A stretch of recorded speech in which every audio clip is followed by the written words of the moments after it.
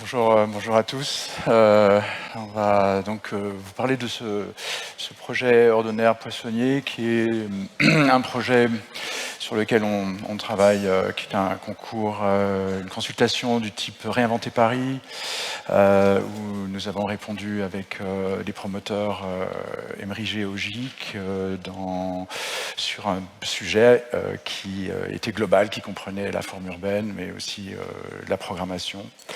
Et donc, voilà, c'est un site qui est situé le long des voies qui sont issues de la gare du Nord, avec une parcelle assez importante dans Paris qui est de 3,7 hectares. Et donc, c'est la métaphore du vivant qui nous a un peu guidés pendant toute cette démarche avec il y a tout à faire, c'est une surface complètement artificialisée sur 80% de sa surface qui est encaissée par rapport à la ville parce qu'elle est au niveau du plateau ferroviaire.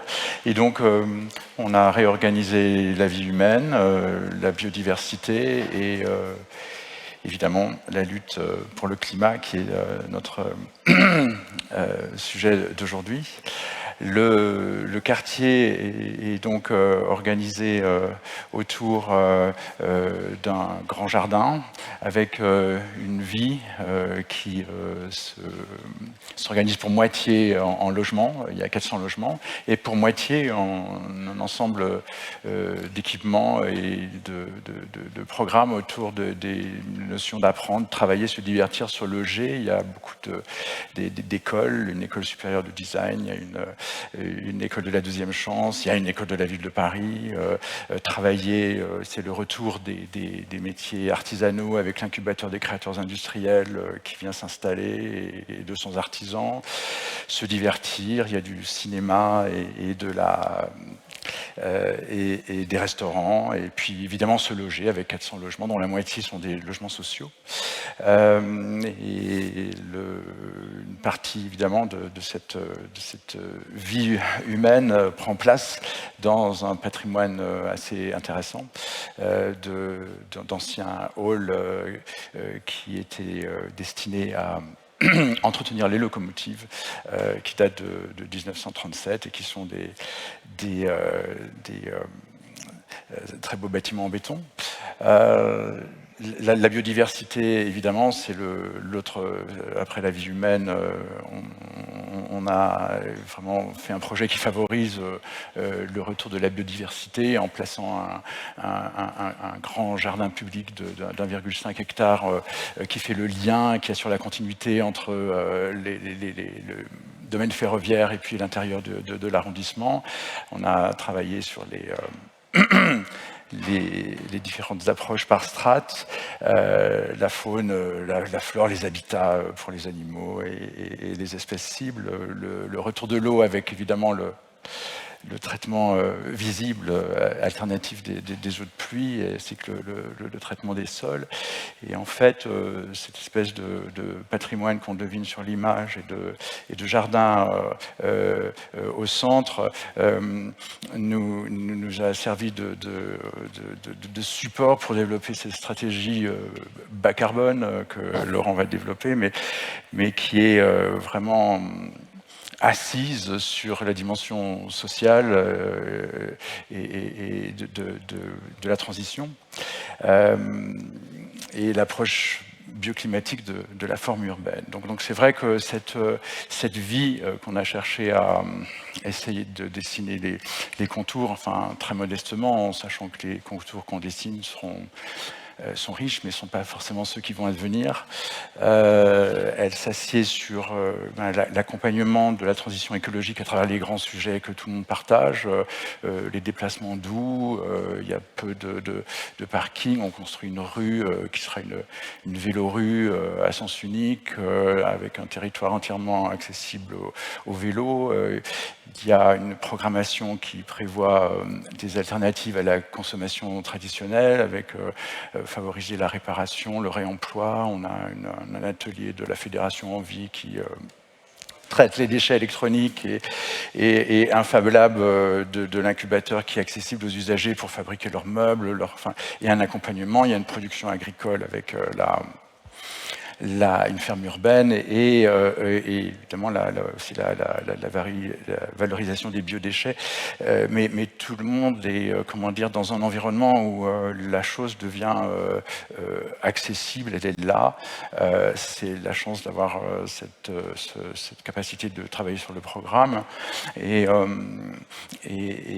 ça prend place dans une organisation qui n'est pas de l'urbanisme des formes urbaines traditionnelles, mais où on a vraiment recherché une forme bioclimatique basée sur la sobriété, où les immeubles sont organisés plus ou moins en bandes parallèles, avec des façades chaudes, des façades froides pour favoriser la ventilation, l'énorme surface végétale et l'évapotranspiration des végétaux qui permet de rafraîchir ce site. Il y a une exploitation avec l'orientation des immeubles, des toitures pour une centrale solaire sur la totalité du site et un espace public vraiment qui, au niveau de son confort, de sa dépollution, de son confort acoustique, est vraiment travaillé pour être un élément de bien-être vraiment important pour les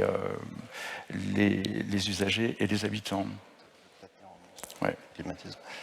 Oui, je vais juste dire un petit mot là sur ce plan bioclimatique parce que ça a été effectivement un sujet très important pour nous.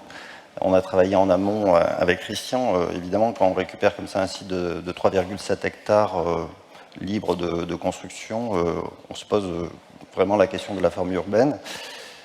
Qui plus est, il y a beaucoup de contraintes sur ce site. Il y a des contraintes acoustiques avec la rue Ordonneur qui est très bruyante, qui amène beaucoup de pollution. Il y a les voies ferrées également qui amènent des nuisances acoustiques.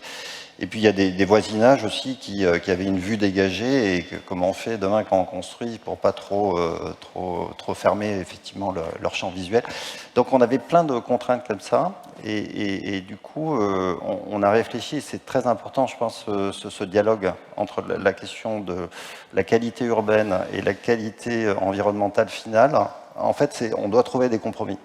On doit trouver les meilleurs compromis et ce travail a été un travail très, très approfondi où on a fait beaucoup d'échanges, on est allé visiter des lieux, on a visité par exemple beaucoup d'endroits à Paris qu'on appelle les villas urbaines, qui sont ces espèces de rues privatives qui donnent des espaces semi-publics, semi-privés, d'appropriation collective par la copropriété, qui sont des lieux qui fonctionnent très très bien en tout cas.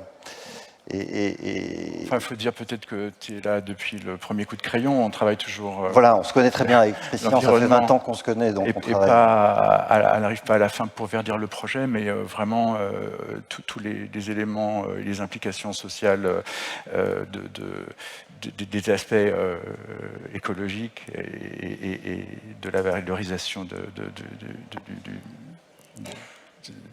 l'objectif de neutralité carbone sont vraiment inscrits dès le début. Voilà, et donc pour arriver à la conclusion de ce plan que vous voyez là, effectivement, comme vous pouvez le voir, il y a au sud, sur la rue Ordonneur, il y a un front bâti qui aménage quand même une petite percée visuelle pour avoir de la profondeur de vue quand on va passer le long de la rue Ordonneur, mais il y a ce front bâti qui va faire un écran acoustique aux nuisances acoustiques de la rue Ordonneur et aussi protéger l'intérieur du site des pollutions acoustiques. Il y a ce grand parc central qui est vraiment l'espace qui organise tout le plan. Et puis au nord, il y a ces trois éléments qui ressemblent effectivement à des rues, à des villas urbaines, où par ce plan en peigne, on permet d'aménager encore des vues à la barre qui se situe juste derrière. Et on trouve effectivement des orientations nord-sud de l'ensemble des logements qui permet d'être plutôt optimisé sur les questions bioclimatiques et thermiques. Voilà. Avec des logements évidemment la plupart traversants ou bien orientés pour maximiser effectivement la ventilation naturelle. Et cette stratégie bas carbone, elle démarre par le réemploi, en fait.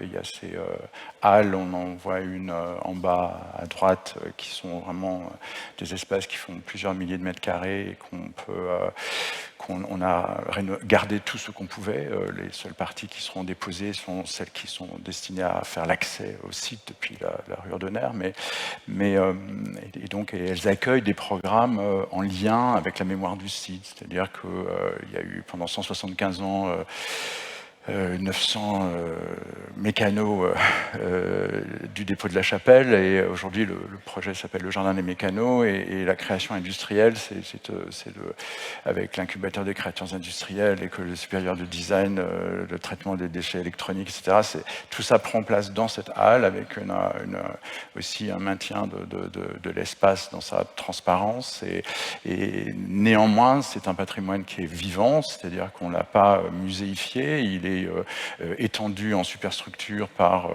des immeubles qui viennent chercher le niveau de la rue Ordener qui est 6 mètres plus haut, et en même temps on a organisé par le paysage la traversée du site par le prolongement de 2 rues un peu en cul-de-sac du 18e arrondissement, rue René Clair et la rue Stephenson, qui butait aujourd'hui sur les murs du site qui est entouré d'une clôture, n'est-ce pas ? Et du coup, c'est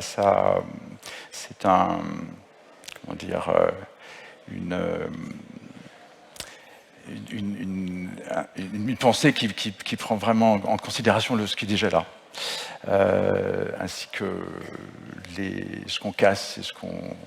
Oui, alors effectivement, on essaie de maintenir au maximum ce patrimoine existant. Néanmoins, on est obligé de démolir quelques ouvrages, et il y a aussi des dallages qui imperméabilisent le site. Donc on se retrouve quand même avec des grosses quantités de béton que l'on concasse localement, enfin sur site, et qu'on va réemployer ensuite pour faire le projet de nivellement. Oui, parce que ce qu'on n'a pas dit, il faudrait insister un peu sur ça, c'est que ce site est très particulier, il est 6 mètres en contrebas par rapport à la rue Ordener. Donc on a un gros travail de nivellement pour le raccrocher finalement à l'existant qui est autour. Et ça m'amène à ce second sujet qui est très important pour nous aussi, parce que la dimension carbone, elle ne se limite pas à la partie bâtimentaire, évidemment. On en a parlé tout à l'heure, c'est les usages, c'est la vie de demain, mais c'est aussi tous les aspects d'aménagement. Et sur la question de l'aménagement, comme on a un projet paysager qui est extrêmement important parce qu'on doit recréer des sols, on doit refaire une topographie complète du site, on a travaillé sur la question des biotechnosols, qui est en fait une technique assez récente, qui permet de reconstituer des sols vivants à partir des sols en place et de coproduits issus soit de la démolition, soit de déblais d'autres sites, etc.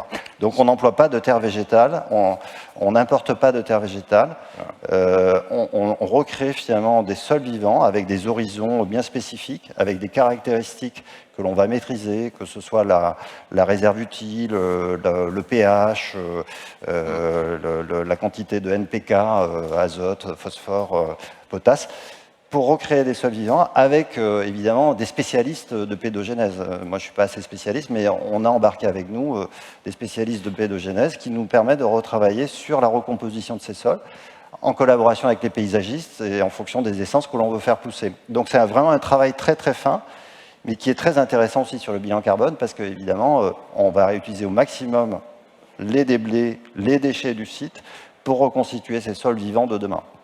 Voilà. Donc ça, c'est un point important. Sur la question constructive, évidemment, on va le voir après, on va viser le niveau C2 du label E+, C-, et un niveau biosourcé niveau 3, donc on va avoir recours massivement aux matériaux biosourcés, au bois.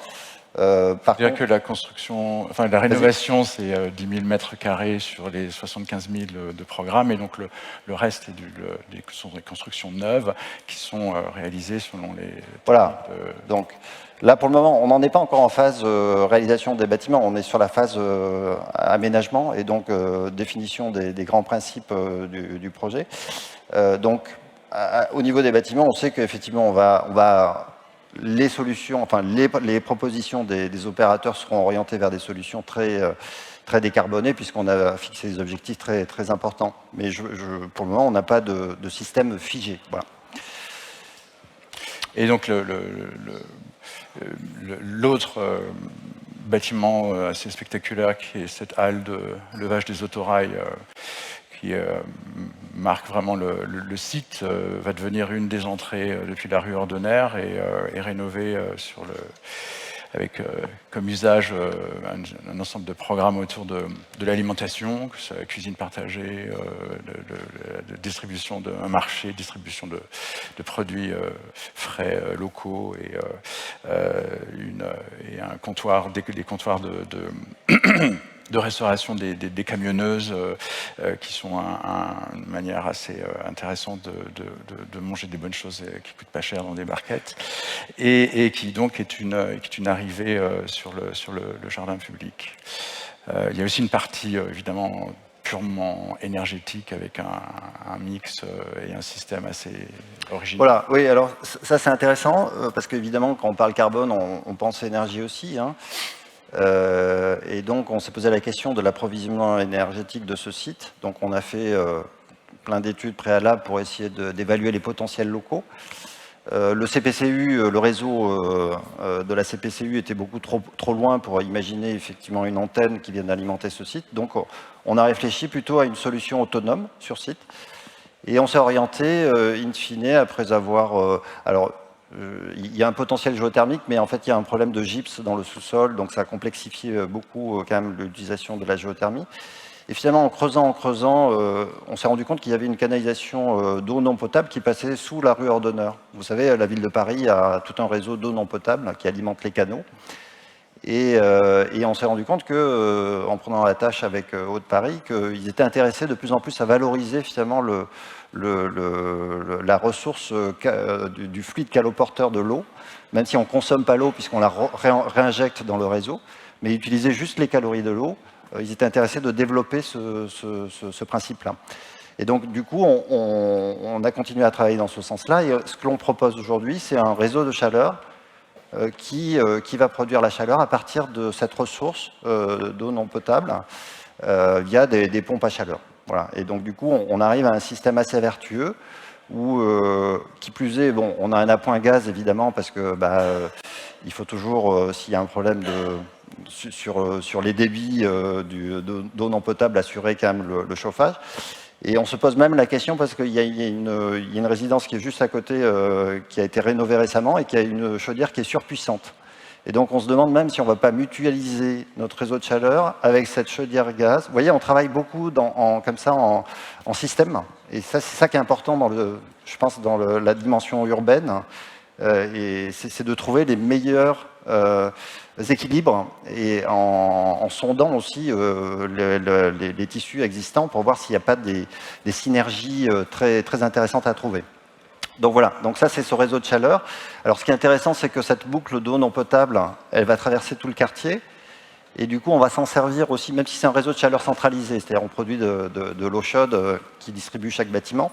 La canalisation d'eau non potable traverse quand même tout le site. Et du coup, on peut utiliser aussi cette eau pour faire du froid pour les bâtiments qui vont avoir des besoins de froid. Alors on limite, il y a une limitation très très très stricte sur le besoin de froid, mais on autorise dans certains cas très particuliers à faire du froid, et dans ce cas-là on fera le froid à partir de l'eau non potable, c'est-à-dire qu'on va réchauffer l'eau non potable pour faire du froid, et ces calories on va les récupérer pour faire le chaud, pour faire le CS et le chauffage des autres bâtiments. Donc on est dans un système aussi de valorisation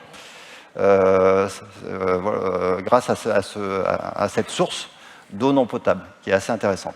Alors, pour mémoire, je crois qu'effectivement, le quartier Saint-Vincent-de-Paul fonctionne aussi sur ce principe de récupération des calories sur l'eau non potable. Donc, c'est un principe qui risque de se développer, je pense, à Paris, parce qu'ils sont très, très intéressés pour valoriser leur réseau de cette manière-là. Alors, je suis très bavard, mais si on revient juste sur la précédente diapositive, il y a aussi une autre particularité sur ce site, ça va aller très vite, c'est qu'on prévoit une très forte production de photovoltaïque. Et donc, on a dessiné tous les bâtiments, les gabarits, pour pouvoir accueillir dans le futur des très grandes centrales photovoltaïques en surimposition. On laisse le choix aux preneurs du modèle juridique, mais on va être en surimposition et on envisage à minima 560 kW crête de production photovoltaïque sur le site pour montrer qu'effectivement, dans un quartier comme ça, en plein cœur de Paris, on est très volontariste, en tout cas sur la production d'énergie renouvelable locale. Voilà, et juste une dernière diapositive, c'est pour vous montrer tous les niveaux qui sont visés. Sur tous les logements, on sera à label Passivos, parce que pour nous, c'est la garantie d'une sobriété énergétique. E3, C2 sur les logements, E2, C2 pour les bureaux, niveau 3 pour bâtiments biosourcés pour tous les bâtiments neufs, et 560 kW crête installés de capteurs photovoltaïques. Voilà.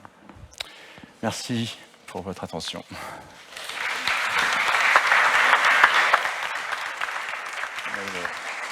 Merci beaucoup, merci pour ce retour d'expérience passionnant. Enfin, c'est incroyable ce que vous avez à faire. En plus, c'est un quartier que je connais bien.